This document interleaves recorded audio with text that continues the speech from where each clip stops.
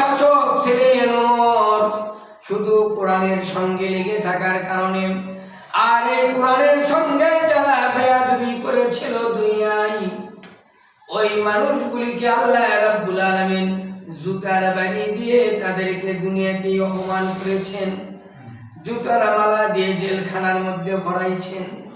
কোরআন এত বড় সম্মানী কিতাব, এই কোরআন রমজান মাসে নাজিল হওয়ার কারণে এই কোরআনের বরকতে রমজান মাসকে আল্লাহ 12টা মাসের মধ্যে সম্মানিত মাস করে দিলেন। সুবহানাল্লাহ। এই কোরআনকে কদরের রাত্রে নাজিল করার কারণে আমার আল্লাহ রাব্বুল আলামিন হাজার হাজার মাসের চাইতেও একটা রাত্রির মর্যাদা বৃদ্ধি করে দিলেন। বলেন সুবহানাল্লাহ। এখানে কিন্তু হাজার রাত্রি বলা হয় নাই, বলা হয়েছে হাজার মাসের চাইতে উত্তম একটা রাত। ক্যালকুলেশন করে দেখা গিয়েছে 83,000 বছর পর্যন্ত, কোন কোন কিতাবে লেখেন 83,006 মাস পর্যন্ত বৃদ্ধি করে দেন আল্লাহ রাব্বুল আলামিন এই রাতের মর্যাদা। একটা কদরের রাত সমান দুনিয়ার অন্যান্য সাধারণ রাত হচ্ছে 83,000 রাতের চাইতেও বেশি সম্মানিত। হাজার হাজার মাস আল্লাহ এখানে ঘোষণা করেছেন। শুধুমাত্র এই মাসেই কোরআন নাজিল হওয়ার কারণে আল্লাহ রাব্বুল আলামিন রাতের মর্যাদা বৃদ্ধি করলেন। এই মাসটাতে একটা নফল ইবাদত বন্দেগী কোন বান্দা যদি আল্লাহর ভয়ে করে, আমার আল্লাহ রাব্বুল আলামিন 70টি নফল ইবাদতের সওয়াব, অর্থাৎ একটা ফরজ ইবাদতের সওয়াব তার আমলনামায় লিখে দেন। একটা নফল ইবাদতের সওয়াব একটা ফরজ ইবাদতের সমান সওয়াব লিখে দেন। একটা ফরজ ইবাদতকে আল্লাহ রাব্বুল আলামিন 70টি ফরজ ইবাদতের সমান সওয়াব লিখে দেন। বলেন সুবহানাল্লাহ।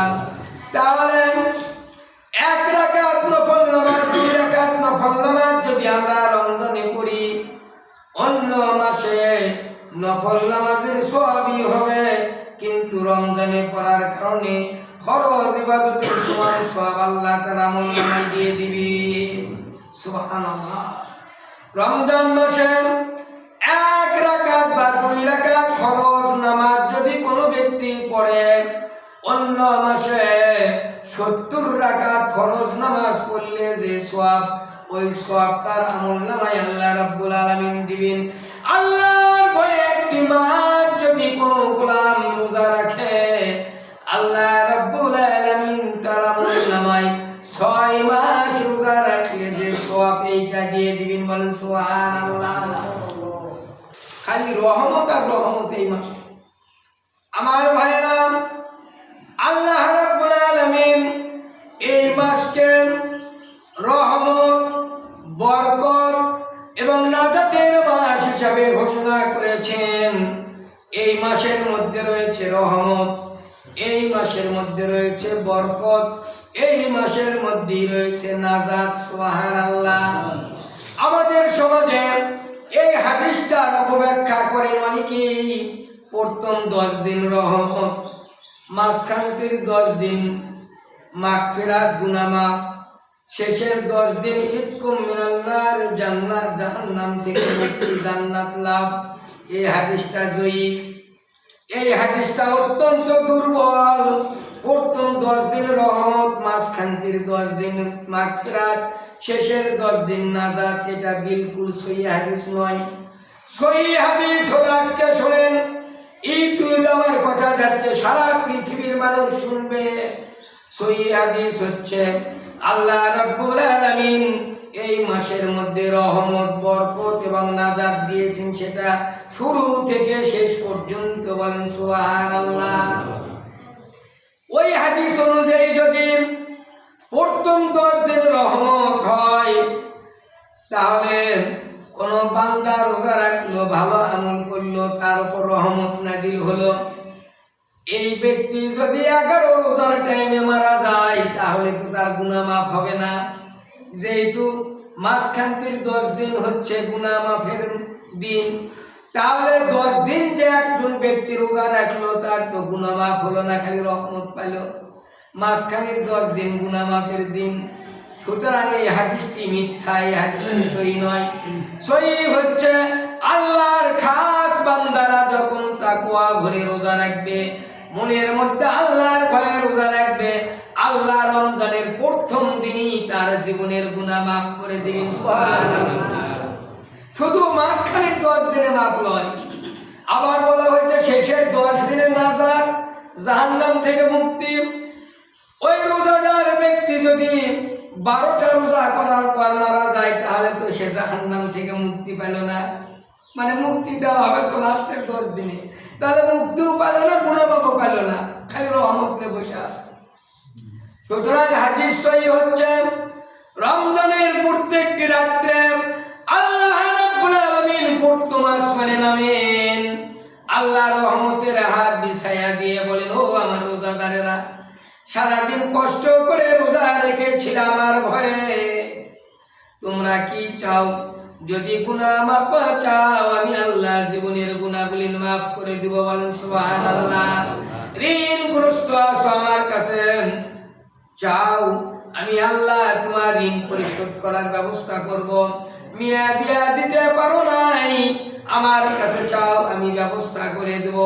হালাল রুজির জন্য চাও আমি আল্লাহ হালাল রুজির ব্যবস্থা করে দেব। চাইতে হবে একমাত্র আল্লাহর কাছে। আল্লাহ রাব্বুল আলামিন প্রত্যেক রাত্রে রহমতের দরজাগুলি খুলে রাখবেন।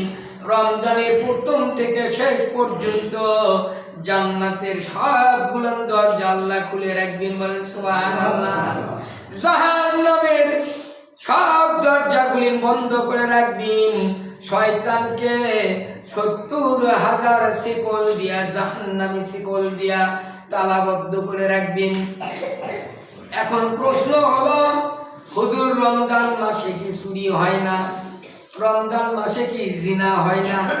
রমজান মাসে কি ডাকাতি হয় না? রমজান মাসে কি মানুষ মারামারি কাটাকাটি ফাটাফাটি করে না? তাহলে হুজুরেরাই তো ওয়াজ করে শয়তানের চক্রান্তি ছাড়া কোনো খারাপ কাজ হয় না। তাহলে শয়তানক তো আল্লাহ শিকল দিয়া বাঁধে রাখলেন, একটা নয়, দুইটা নয়, 70,000 শিকল দিয়া। তাহলে রমজান মাসে কেমনি মানুষ জিনা কাজ করে? রমজান মাসে কেমনি চুরি করে, ডাকাতি করে, চুগলখুরি করে, ওজনে কম দেয়, মিথ্যা কথা বলে? রমজান মাসে শয়তান তো বান্দা। আমার ভাইয়েরা, আমি অনেক সময় উদাহরণ দিয়ে থাকি, আপনারা সাইকেল সবাই চেনেন, অধিকাংশ মানুষের বাড়িতে সাইকেল রয়েছে। এই সাইকেলের একটা পেটে যদি জোরে ঘুরান দেন 200-300 বার ঘুরবে কিনা চাকাটা? ঘুরান দিয়েছেন তো একবার, ঘুরলো 200 বার, 300 বার।